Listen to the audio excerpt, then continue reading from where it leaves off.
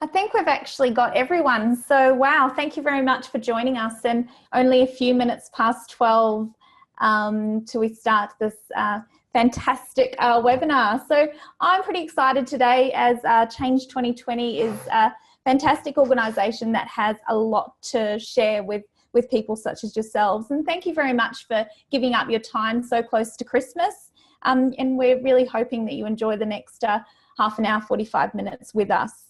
So I'm the host for today. My name's Jo Sims and I work for Change 2020 as a senior consultant. And I've got the pleasure of introducing our co-founder and director, Karen Fuster, who will join us in a moment or so to take us through our webinar for today. So I will start with a few housekeeping. As the host, that's my job to make sure that you all know how to interact and how to engage and make sure that you've got everything you need. So I'll just ask Karen to change the slide for me. Thank you, Karen. So firstly, I just wanted to go through a quote there by Benjamin Franklin. So tell me and I'll forget, show me and I may remember, involve me and I will learn. So at Change 2020, this is a quote that resonates with us. We really want you guys to get involved today. So we've got a few ways you can do that. So I've chatted to a few of you in the chat function. I've spoken to a few of you. So if you've got something to say, we've got the raise hand option there. So please feel free to raise your hand at any time. We don't mind. We don't consider it an interruption. We consider that to be healthy discussion and what we want for today's webinar. So we really want those shared learnings so that you get the best out of today. The other way that you can communicate with us is by using that chat function. And I'll be chatting away with you during Karen's presentation, just prompting you to have a think about certain points or ask you questions so that you can start reflecting while we're on our webinar today. So I think the other way we will do it today is through that Q&A function. So those questions, so if you've got any burning questions, which I know you do, and you've all prepared those before you've arrived today. So plug those into the question function and I will get Karen to answer those live. So we're pretty much ready to start, but I wanted to really make sure that you guys understand that please raise your hand, please use that chat function and ask as many questions as possible. And, you know, humour me and really just get involved because it's so close to Christmas. Let's have a bit of a giggle and make this a great discussion and get something out of it. So in Benjamin Franklin's words, involve me and I will learn. So that's what we want from you guys today. Okay, I wanted to introduce you to our speaker. So today our speaker is Karen Fuster. So she is the founder and director of Change 2020. And she's obviously quite an inspiration when it comes to change. She's been doing this for 14 years. She's well respected in the industry, and I know that many of you have come into contact with Karen in your work life. So I'm really hoping you guys get something out of today. She's witnessed and experienced an enormous amount of change in her business and in her life. And I think what we're going to get today from Karen is some real personal insights and fantastic stories about change and how we can start to look to embrace ambiguity in 2019 because, hey, we don't know really what's around the corner. So if I can hand over to Karen Fuster, who is the founder and director of Change 2020 and our speaker for today's webinar. So I'm going to give the clap because obviously we're on a digital world here. So welcome, Karen, and you know, please take it away. Thanks so much, Jo. Great with the clapping and everything. And thanks to everyone as well for taking the time to get involved today. I really do appreciate it. Just reiterating what Jo said, and for those who know me, the more conversation, the better for me. So please use all of those formats to get involved. I just really want to point out that every opportunity you have is to really embrace ambiguity, and I'm doing it right here, right now. This is actually the first time that I have led a webinar, and so I'm not exactly sure how this will all go. Normally, I'm sitting in front of a group or having a conversation at a table with individuals where I can see their facial reactions and I can read their body language, and I feel more comfortable with being able to understand where the conversation should go. at the moment, I'm sitting in an office and I'm just staring at a screen and I don't have that immediate level of feedback. So it's different for me. And so as I take a really deep breath as well and launch into the next 30 to 40 minutes, which are going to be largely uncertain, I really want to cover off what I want to talk to you about today. As we are getting so close to Christmas, I realised this morning that it is actually 14 days, 2 weeks exactly, until the presents will be left under the tree, and hopefully someone's remembered to thaw out the turkey in time, and that's in the oven. And in that period of time, in 2 weeks, we've just got so much to do. There's still so many work activities to do, I'm sure. Well, I'm not sure, but I certainly have not commenced shopping. So there's plenty of shopping activities to be done, and there's always feels like there's something that we need to be dealing with. And I guess what's important at the moment for us at Change 2020 is how do we help the people who we work with, even how do we help ourselves to make sure that we're taking notice of what's going on, that we're actually able to step towards 2019 without feeling like you're totally exhausted at the end of the year, and when we actually come back from our break that we haven't had the rest that we want. What I want to talk to you a bit about today is 4 strategies or habits that we've been working on throughout the year. There's actually 8 in total, but today for the duration of the webinar, I'll just speak to you about 4. And what they are, they're actually research-based habits. And I'll speak to you in detail about the research a little bit later on, but they're research-based habits that actually help us all to take a deep breath, deal with the level of uncertainty and deal with the change in our workplace to make sure that we are feeling that we're contributing, that we feel like we're still relevant, and that we're actually coping with the pace of the change that we're focusing on. Change itself is not new. Obviously, we've been experiencing this for many, many years. What the challenge is in our observation, and I'm sure you'd share this with me, it's actually the pace and complexity of change that seems to be causing people to be able to have less tolerance of that degree of change. I was doing some research. Stress in this economy alone annually is costing over $10 billion. That's also about 92 million work days are lost per year due to sick leave or stress. And I was actually working with a great client earlier this year, and I was observing the pace of the change that they were going through. So they had both, well, not both, they had a merger. They relocated 1,000 staff to a central location. And they also had legislative reform, which meant that their business model was going to be significantly different. I was watching how the team that I was working with, which was a large team, seemingly were coping. Some people were taking it in their stride, others were quite hesitant. One of the leads in the particular change project appeared to be taking it in, but I unfortunately, as the time went on, as the project was escalating, she evidently was not taking it stride. She went to the point where she actually had a breakdown. She's now on forced sick leave for a 6-month period. And to be honest, that this experience was one of the main things that triggered some thoughts for not just myself, but the broader Change 2020 team to understand why is it that some people can cope with the accelerating change that we're experiencing while others are actually not. And so that's really what triggered the overall research that we decided to undertake with QUT. So today what I actually want to talk to you about are 4 habits in particular.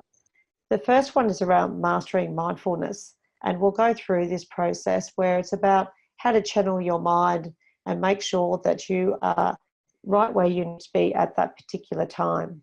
The next one we'll be looking at is thinking differently, how to think outside of the box or even to create a new box to help you find creative solutions. There's a huge amount of conversation about creativity in the workplace now. And whilst the conversation's great and the World Economic Forum's identified creativity as one of the key skills needed in the workplace by 2020, in our experience, we actually don't get to see a great deal of creativity. We get to see people who revert to their type and get comfortable and use their disciplines to make decisions and move forward. So we really want to understand that a bit more. So we'll talk about that.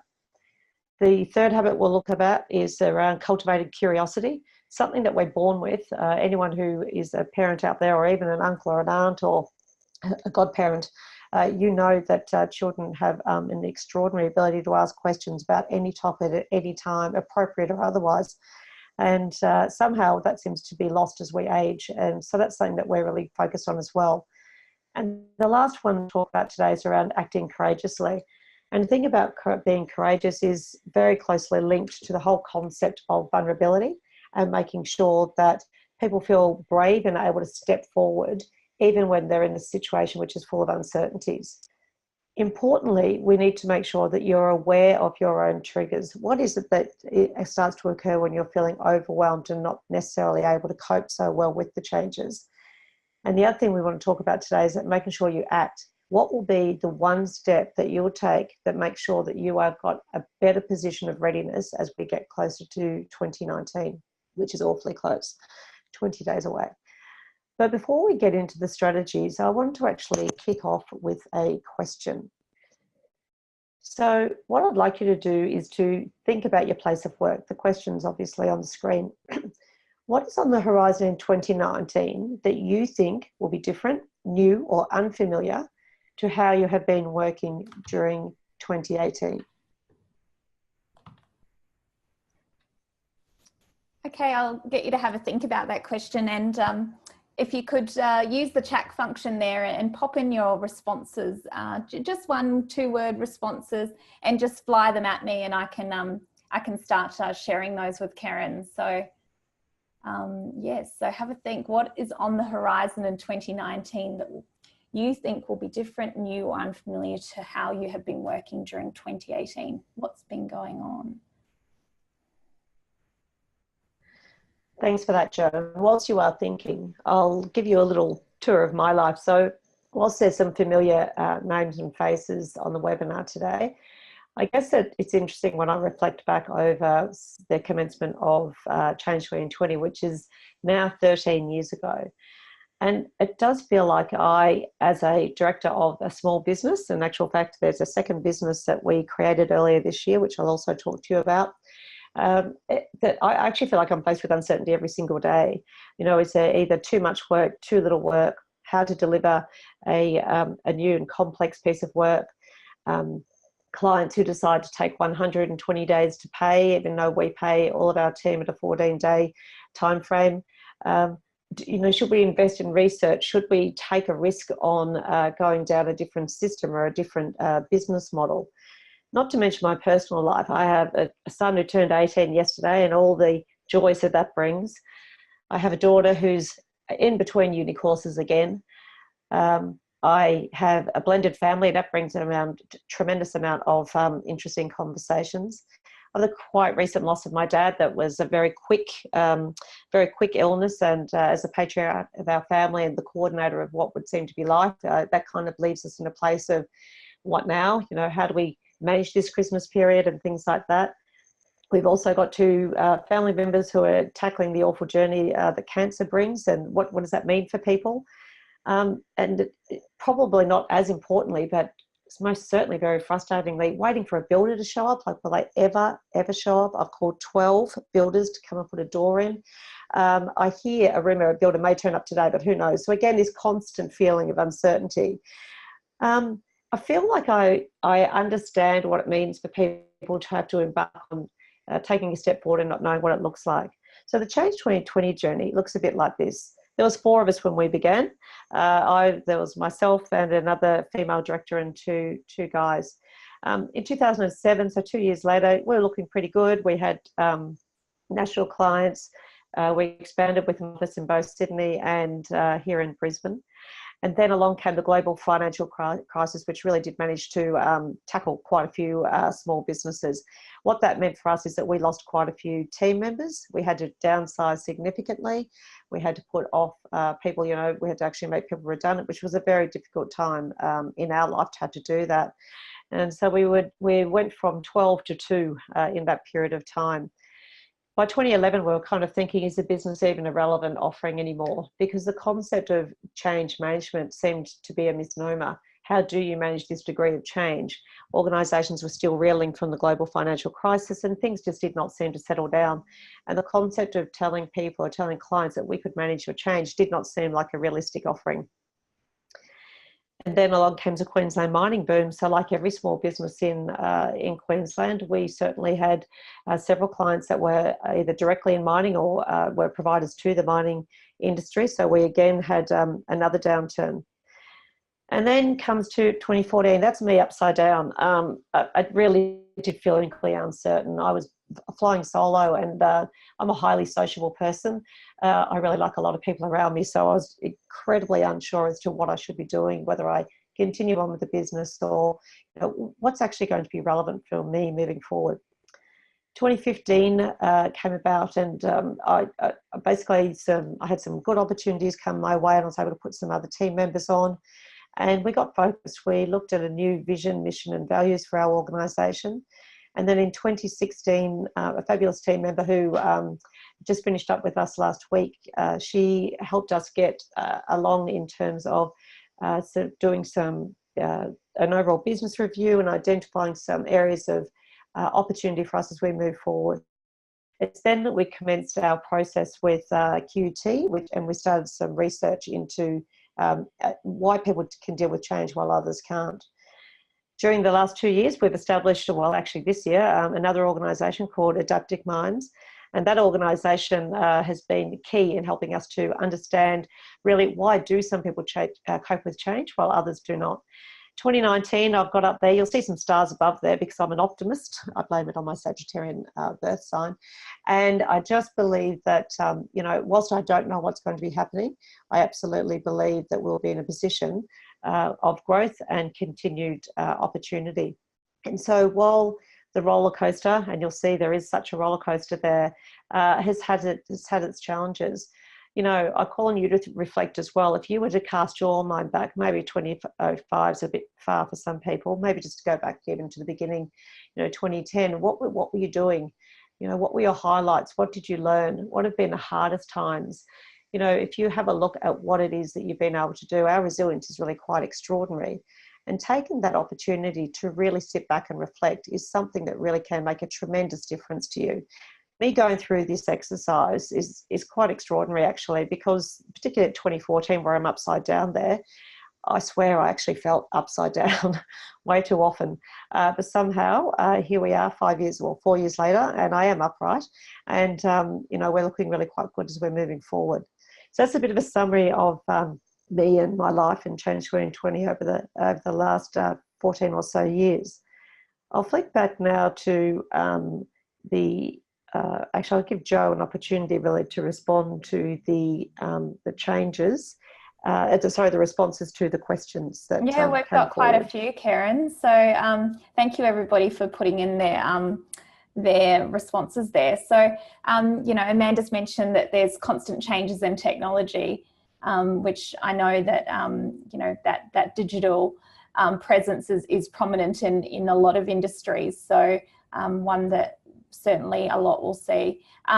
Kerry's got some changes to a small team and travel. She's got to travel to more locations as her role expands. So, that change of role and understanding what does that bring from a family point of view and from a work and small team perspective. So, I'll obviously give Karen a chance to comment on these, and Di was mentioning that she is actually about to embark on speaking about mental health issues in 2019, and that's a huge step for her. So the ambiguity of that topic and that topic that can be slightly controversial or personal. So Di, that, obviously that's a tough one for 2019. Brendan's doing some consolidation of branches, so that change of structure, that restructure type arrangement in an organisation, which, the next person, Anne, I know she's very familiar with restructures because I've actually been through a few with her. So she looks to be increasing portfolio of her change with multiple competing priorities in an ever-changing regulatory environment. So we've had the regulatory, we've had the digital, the new topic and change of work circumstances and restructures. And, Brendan's also commented that things are definitely getting faster. You don't seem to have time to celebrate any wins. And people always seem to be concentrating on the negatives. So, what's your thoughts on that, Karen? We've obviously had the digital, we've got the small team and changes to a role, embarking on a new topic for 2019. That restructure or consolidation piece for somebody, and so lots of change there. So I'm sorry, one more from Claire. So she's managing the pace of things, so too slow on some aspects, and managing the impatience for things to fall in place, and some other things are coming too quickly, so that pace of change, like what Brendan mentioned. So yeah, resonate with you, Karen, in regards to what other people are saying in the industry? Absolutely. Like I've just taken the client brief, actually. You know, just to indicate, like that, all of those topics that have come up there are absolutely what every organisation's grappling with. And what's interesting is, you know, at Change 2020, we have a lovely little organisation we work with. They're a theatre company of 9 people, you know, through to some of the largest heavy industry organisations of thousands and thousands of employees. And what I note is that they grapple with the same issues that we all are concerned with. It is the pace of change. It is the impact on personal well-being. It's the impact on family. And very often what I find is that with individuals who are facing this degree of change, it sounds like such a simple thing to do, but to find a moment to stop, literally take a deep breath and ask yourself the question, you know, what's the worst thing that can happen if I don't do this today? And also looking at what is it that I need to prioritise? What are the things that will make a difference if I allocate my time and effort to this today? Because there'll be so much noise in the background continually. There are so many things, like those things that have just come up there are what we think will happen next year or what we're already undertaking right now. The challenge is that I can almost guarantee you there will be multiple other facets that will be coming from different directions that are unplanned and unforeseen that we'll also need to deal with. So we need the skills, the ability, the wherewithal and desire to actually be able to prioritise what's important, and even work out what is your own style of prioritising. So I know for me that with what I like to be able to do is I want to make sure that the moment I start to feel that I can't get, for me, my number one thing actually is if I can't find time when I'm going to be able to sit down and have a decent meal with my family because I've got too much work on, that for me is a huge trigger, and it says, okay, something here has to change, and I'll start to reprioritise. Well, how do I go about getting my energy back? I know, again, for me, it'll normally be through social interaction. I need to be with my friends and I need to get outdoors. So I already know the things, and I imagine you do as well. When you have got all these things coming at you, first and foremost, your health and well-being is critical, and obviously, Di, with what you mentioned as probably part of the whole concept of what you will discuss, there's no point in taking more on if we're actually not going to be able to get to be in a position that we can actually deliver the outcome we need. So looking after yourself, understanding what your triggers are, is the first thing. The unforeseen changes that we have coming through are really quite extraordinary.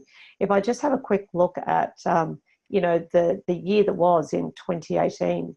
So, you know, we said goodbye to yet another Prime Minister, even though he was voted in by the people. I mean, there's no chance in the world that Malcolm and Lucy saw that coming. Perhaps Mr. Dutton did, but a few others did not. You know, we've actually had NASA InSight mission where they successfully landed on Mars. Again, the whole thought that would be possible was, you know, they thought that would be a long way off. You know, we unfortunately lost some great minds and some great musicians this year. And we've also had a notable and probably quite a questionable merger. And I know some people, as I'm sure most people do, who are directly impacted by that in terms of what does that mean for their job? What does that mean for the integrity of media in this country? And there's a large conversation going on at this particular time. That was something that was never going to occur. Even if you reflect back, you know, 12, 18 months ago when it was on the table, this was never going to occur, yet here we are. Very, very recently, we had really quite dire weather events. I was actually up in regional Queensland around Gladstone when those fires were on. And at the same time in Sydney, you know, the floods. And what was interesting is that people were being flown up from New South Wales and actually from all the states up to fight the fires, and that sense of community. Yet I was on the flight and we're at the airport, and I know that some of the people who were flying up to you know, address the fires were actually concerned about their house and their family, their loved ones back down in Sydney. Again, not assuming that this would be something that would actually take place. So it's the things that we are unprepared for that tend to be the things that catch us out the most.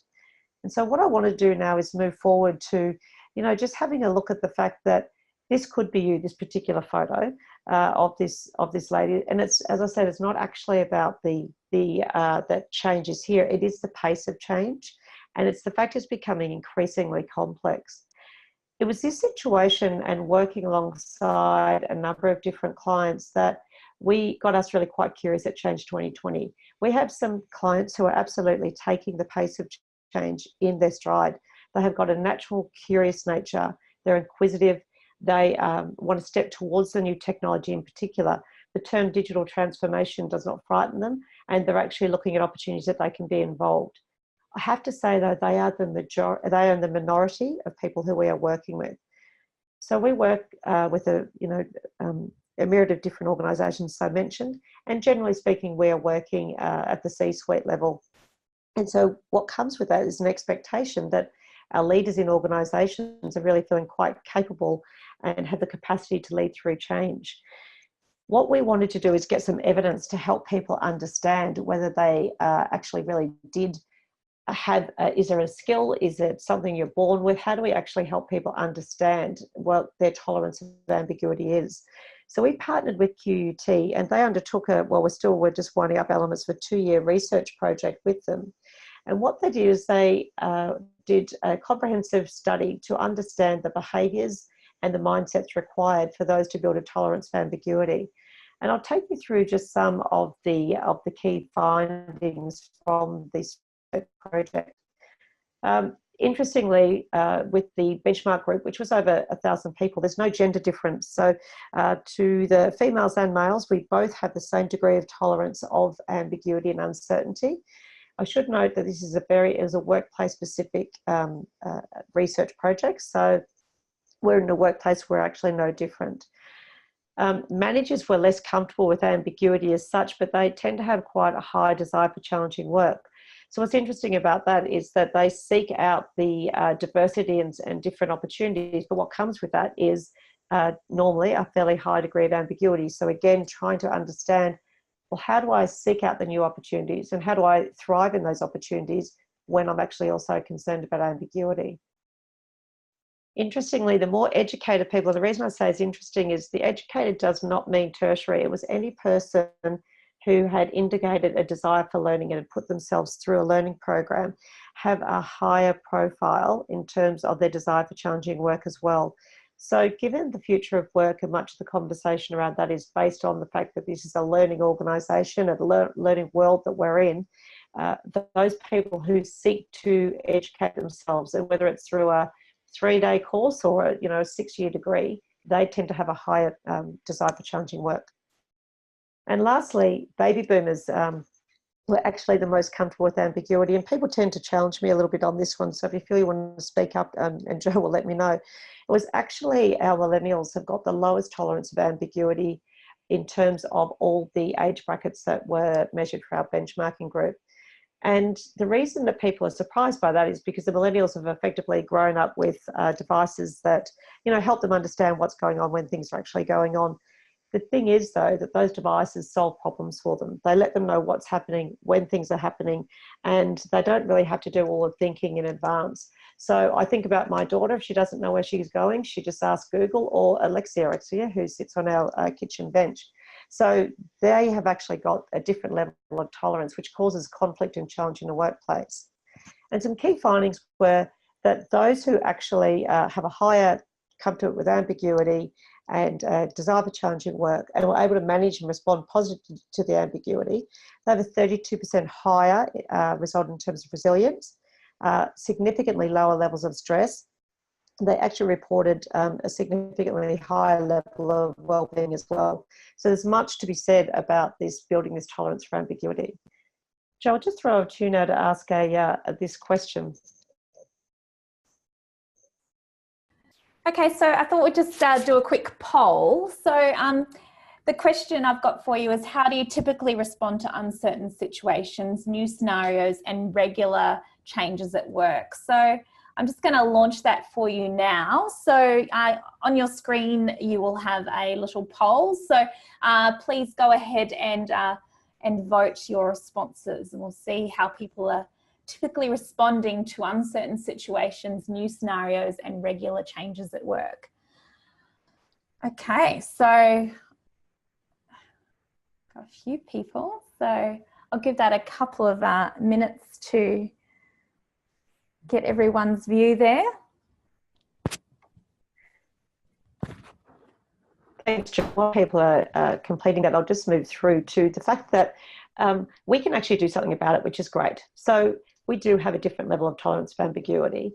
And I have literally asked thousands of people that question that we have on our screen right now. And I say that because I'm standing in front of workshop groups all the time. And when I ask this question, generally speaking, people respond to that number 5, I'm extremely positive, we live in exciting times. But that's just not the evidence that I get to see in the workplace. And so again, this curiosity about, well, what does this actually mean? And the way we're actually formed in our brain, and neuroscience has been spectacular over the last 5 to 10 years probably, in terms of really providing some more details around why we respond in certain ways. And the amygdala that you can see there on the screen, that's our issue. It's the one that looks after all of our emotions. But what happens is that our brains actually can become hijacked and our emotions take over, because basically our brain is hardwired to protect us. But when we're in an uncertain environment, when we're fearful, when we're in a new situation where we don't know the answers, we tend to respond in an emotive way. That emotive way is not necessarily the best way for us to respond positively in the workplace. What we really need to do is trigger our prefrontal cortex. And by doing that, we can actually get to a point where it brings much more forward thinking to our minds. We can simmer down our amygdala and all the emotions, and we can make more informed decisions. Now, to do that, what we need to basically do is start with the processes I'm going to take you through now. And that is all about, the first and foremost is to take 3 deep breaths. So nasal breaths that actually help us to calm down our emotions. It's an extraordinarily simple technique that everybody can use at any particular time when we are feeling that we are in an uncertain place and uncomfortable. I promise you, by doing that, we get the oxygen to the right places and we're actually able to calm our emotions. And what it does is actually triggers a prefrontal cortex to become much more active and alert to the situation. Jo, before I go through the habits that we're going to talk about, can you just briefly give me a summary of the results from that poll? Well, to what you thought may have been the case. So actually 100% of our attendees have said, I'm excited, there are lots of opportunities. So not number 5, they've all gone with number 4. So they didn't go, I'm extremely positive, we live in exciting times. We've chosen, I'm excited, there are lots of opportunities. So yeah, so there we go, as predicted. And as I say, yes, so not unsurprising to me. And I think the reason is, and what's quite interesting is, one, you've registered for this webinar, so this is obviously an area of interest for you. But secondly, my observation is that we believe that about ourselves. It's just everybody else that seems to be a bit slack in terms of change.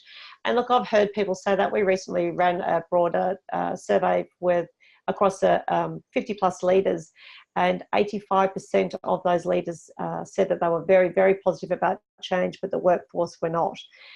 And what I would suggest to you is, because we work in these organisations, is that is not the feedback that the workforce would give through to the leaders.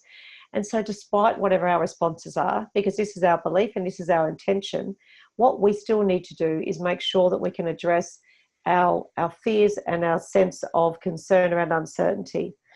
And so there is a neurological reason as to why we feel and experience this. So what we want to do is make sure we're in a position that we can do something about it. So mastering mindfulness, this is certainly one of many people would be aware of what this is all about. It is really necessary in the first instance for you to be able to want to form a habit. The easiest ways to form a new habit is to hook it onto an existing habit. So it might be, for example, when you are brushing your teeth, which I'm assuming every single person does first thing in the morning, when you're brushing your teeth, to be very focused for that period of time. Not that it's an exciting thing to do to be brushing your teeth, but it's about training your brain. And what we want to be able to do is actually make sure that you are very, very focused at that particular time, because once you learn that sort of technique, then you can apply that more broadly across into the workplace. And so what we need to be able to do is take notice of when we're starting to feel stressed. and try and steer our brain into what we're doing at that particular time and be very, very focused on what's happening for us. Identify a time when you need to be very mindful. It might be when you first come home from work in the afternoon and people want to have a conversation with you, yet your mind's still at work. What is it you need to do to be mindful of that time? Again, the 3 deep breaths, get present.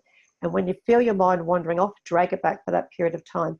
It's almost called like a self-hackathon. Hackathons are happening everywhere due to technology across organisations. And we do that for improvement. So this is also something for you to focus on around how you can make sure that you are trying to drag your mind back into a place where you are present. Don't try and change the world in one day. Allocate 5 minutes to it. It might be your first coffee in the morning. It might be the brushing of the teeth. It's something where that particular time is, but hook a new habit to that existing habit. The idea is to make sure that you practice this on a regular basis so that you're in a position where you can take your deep breaths, you can manage the emotional response, and you can be very present. When you're very present, you're able to regulate your emotions. You can manage your stress levels. You can focus your attention on where it needs to be. It results in better sleep patterns. You become an improved listener. And the other thing that is really simple around this is to move your body and nurture your body. Our bodies are filled with mitochondria, and that's our energy cells. And what we need to do is make sure that we are in a position where our system is working properly, and so we're exercising. We need to get regular amounts of physical activity into our week, and so set yourself a goal. Target it, make sure it's something that's achievable so you feel good at the end of the week when you've achieved it. Get sleep. As I said, aim for 7 or 8 hours every night. This is a key element of being mindful because it helps us get to a position of being totally rested so our minds and bodies are ready for the next day. Eat well and stay hydrated as well is a really important one. So our first habit is around mastering mindfulness. Our second one here is around cultivating curiosity. And you can see we have a very curious pup here. This is something, as I said earlier, that we're actually born with. We're born with a curious nature, but somehow through education and adulthood, it seems to be something that we do spend less and less time doing. It's a really simple thing to focus on, asking open questions. It doesn't mean you're nosy, it just means you're curious. And what I encourage people to do when I'm coaching them is choose strangers, choose your Uber driver, choose the person next to you on the flight, not a long haul flight, otherwise you might be up for a long conversation. Your taxi driver, someone like that, the person who's serving you at Coles. Choose to ask a question beyond how are you? Practice those open questions, which will start with a what, how, and why. You'll know how you're going because people won't be able to answer you with a yes or no response. The other thing you can do to cultivate curiosity is choose to learn something new each day. Allocate just 5 minutes to it. Jump on Google, throw in a question. Throw in, how do bees make honey? What is the temperature in Switzerland at the moment, and what will it be for the next month, whatever it might be. Whilst that doesn't have a lot to do with work, that is granted, what it does is it teaches you to have a sense of curiosity. So you might want to learn more about the system that's being implemented at work. You might want to learn about the vendor. Go and Google about some of the information about other organisations that might be rolling out the same system that is coming your way. Google what it means to be digitally transformed. Inform yourself so you know something about it, so that you're in a position where you know and you feel that you can be able to contribute to those conversations and you can actually move forward into the next phase of that project at work or the conversation at work. Retracting yourself from conversations which are foreign to you is not going to serve you well. The other thing is about working with people who are diverse thinkers to you. Find yourself people who think differently to you and allow the conversation to go. Don't test and challenge it the whole way through, but listen. Listen and learn from people who think very, very differently from you. They're easy to find, they're easier to spot. What your job is to be patient and to listen and let your mind go with where they're going so that you can uncover some of the ways that they're learning as well. Basically, it keeps your mind active. We operate in a learning world, so being curious is only a skill that you're going to need further as you move on through this workplace. You can pay attention to new things, and therefore you've got open minds to ideas. It really helps keep you more interesting because more things are going on that you're paying attention to. The next one's around thinking differently. And again, a great technique is to surround yourself with people who think differently from you. But the other thing to do is to think about how do you make sure that you're looking at a problem from a different perspective. we typically look at, well, why aren't the employees engaged? Why aren't people turning up to these events? Let's flip that around. Rather than looking at what the problem is, let's look at what some of the questions might be and build it up from that perspective. So when was the engagement survey sent out? What else was going on in the organisation at that time? Did we make sure the communication was comprehensive and people had enough time to complete it? Things like that that actually enable people to theme together what those questions are, and we explore from that perspective rather than trying to solve the problem straight away, because therefore often we'll fall into a position of blame. So what we want to do is flip the way we think, so we build up from the questions first. Another thing is to think about the habits around putting boundaries around solving a problem. I can guarantee you that when you need to solve a problem with a fixed period of time, fixed resources and fixed budget, you will come up with a significant number of solutions, because you must solve this problem, such as when you might arrive at the airport and find out that you've got less than 6 months on your passport to travel overseas. How are you going to solve that problem? I did that. It was actually quite a small miracle, but that's for another time. And so to think differently, you can work on multiple projects and topics. It builds a skill of being able to solve complex problems, and often it results in fantastic ideas and a way of sharing things. The final habit I want to share with you today is to act courageously. And this might seem like a bit of a loose topic, but if you think about some of the conversations that Brené Brown's been having on her TED Talks, it's about the concept of vulnerability. Given there is so much uncertainty, it takes a fair degree of bravery for us to step towards that uncertainty, to say, look, I don't have all the answers, but I am prepared to take the lead on this particular conversation or topic, to go about trying to find the data that you need to find to solve that problem. There's lots of different ways that we can go about trying to demonstrate a step forward. By standing still, that is the most dangerous thing you can do given the pace of change. So to be courageous, it really is about saying, I don't have the answers, but I do know that if we take one step forward, we are a bit further down the track. And that one step may only be very small, or it may be significant, and it may only get you one day ahead of the process. But that's actually what we need to be doing to make sure that we're in a position where we are moving.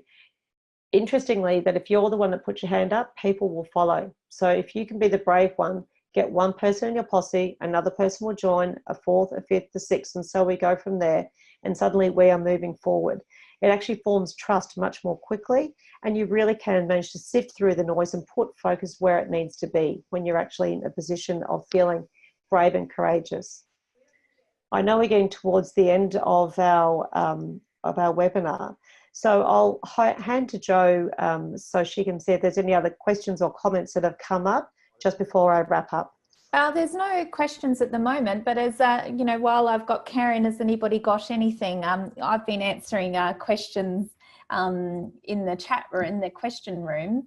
Sorry, Brendan mentioned that if he doesn't exercise, he's in a world of pain, and I said if I exercise, I am in pain. So yeah, so we've been chatting away on the question and answers. So does anybody have anything else that they'd like to ask Karen before she wraps up?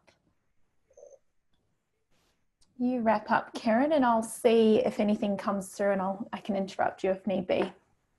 Thanks, Jo. So as we do head towards Christmas, I want to wish you a very Merry Christmas. Be safe and have a fabulous, fabulous break. I'm assuming most of you are getting a break. What I want to remind you about is that when it's all too stressful, and it can be stressful on Christmas Day, that's absolutely the case, I want you to remember about mastering mindfulness. Take those deep breaths. Think about moving your body, even though, Jo, it hurts you to do so. Think about getting out, doing some exercising. Think about being present. I want you to think about cultivating that curiosity. Ask open questions. If you're surrounded with family who you're with every single day, I'm sure there's something else that you don't know about them, or you be the one that's the interesting one that brings a new topic to the table. Practice the open questions. Thirdly, I want you to often explore the way you can think differently. So how can we actually be in a situation where we can create boundaries in that environment, where we can look at how do we solve these problems, given we don't have all the resources and the time and the budget that we would like to. And finally, to help you step towards 2019, it is around acting courageously. It is about being clear on your convictions and demonstrating that courage. Someone has to do it. Someone has to step forward. Someone has to say, I'll have a go. And why can't that be you? So courageous leaders, courageous people who are prepared to show that vulnerability are those who have got a higher tolerance of uncertainty and ambiguity in the workplace. I want to thank you very much for your attendance today. As I said, this is just 4 of the 8 habits based on our research. If you're interested to find out more about those other habits, you can certainly contact us from any of those ways on the screen there. I'd love you to follow us on our LinkedIn site, our Change 2020 LinkedIn site. This webinar has been recorded, so you can watch it again or listen again, and you can share it. But I do want to wrap up by saying in 2 weeks' time, wherever you're sitting in the world with friends and family, I want to wish you a very, very Merry Christmas. And just know that 2019 is going to be a fabulous year. It's not going to slow down, but ideally with some of the techniques that we've discussed today, you'll be in a position to take a deep breath, step towards it, and embrace that ambiguity. Thanks very much. Thank you very much, Karen. Yeah, we've got a few people just coming through saying thanks, Karen, Merry Christmas. Yeah, so that's fantastic. So I will turn the webinar off now. So yes, feel free to share and be with us again for our next webinar in February, which I'll send out all the information to you. All right, thanks very much, everybody.